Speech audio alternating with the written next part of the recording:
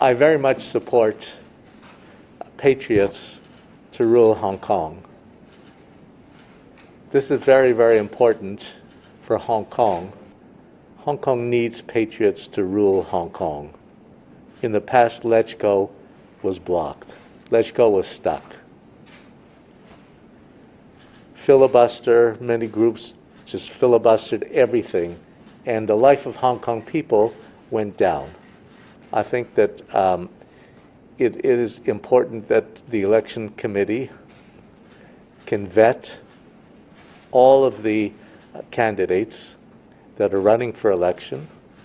And I think China now, with this new rule coming through, with this thing, same as the security law really helped Hong Kong to really stabilize. We were unstable, but the plane has now landed.